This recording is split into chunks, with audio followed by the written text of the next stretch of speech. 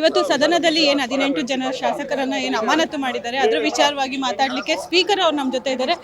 ಇವತ್ತು 18 ಶಾಸಕರ ಅಮಾನತಾಗಿದೆ, ಹೇಳಿ ಸರ್. ಹೇಳಿ ಹೇಳಿ ಇವತ್ತು 18 ಶಾಸಕರು ಸಂವಿಧಾನ ಪೀಠಕ್ಕೆ ಯಾರು ಅಗೌರವ ತೋರಿಸಿದಾರ ಅವರ ವಿರುದ್ಧ ಕ್ರಮಗೊಳ್ಳಲಾಗಿದೆ. ನಾನು ಸಂವಿಧಾನದ ಪರವಾಗಿ ನಾನು ನಿಲ್ಲಬೇಕು, ಸಂವಿಧಾನ ಗೌರವ ಉಳಿಸಬೇಕು, ಆ ಪೀಠಕ್ಕೆ ಉಳಿಸುವ ಜವಾಬ್ದಾರಿ.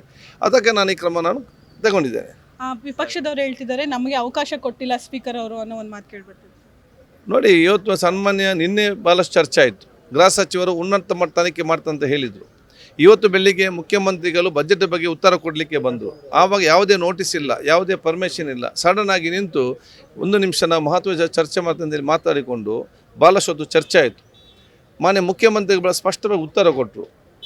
ನಾನು ಮತ್ತು ಗೃಹ ಸಚಿವರು ಇದಕ್ಕೆ ಚರ್ಚೆ ಮಾಡಿ ಯಾವ ರೀತಿಯ ತನಿಖೆ ಮಾಡಬೇಕಂತೇಳಿ ನಾವು ತೀರ್ಮಾನ ಮಾಡ್ತೇವೆ. ತೀರ್ಮಾನ ಸಂದರ್ಭದಲ್ಲಿ ನೀವೇನು ಸಲಹೆ ಕೊಟ್ಟಿದ್ದೀರಿ, CBI ಆಗಬೇಕು, ರಿಟೈರ್ಡ್ ಜಡ್ಜ್ ಮತ್ತು ಆಗಬೇಕು, ಇದನ್ನು ಕೂಡ ನಾವು ಗಮನಕ್ಕೆ ತೆಕ್ಕೊಳ್ತಂತ ಮಾತು ಕೊಟ್ಟ ನಂತರ ಇದಕ್ಕಿಂತ ಏನು ಉತ್ತರ ಆಗಬೇಕು?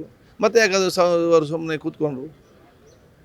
ಮತ್ತು ಇವಾಗ ಫೈನಾನ್ಸ್ ಬಿಲ್ ಬರುವಾಗ ಬಂದು ತೊಂದರೆ ಮಾಡ್ದ. ಫೈನಾನ್ಸ್ ಬಿಲ್ ಇವತ್ತು ಪಾಸ್ ಆಗದಿದ್ದರೆ ನಾಳೆ ಜನಸಾಮಾನ್ಯ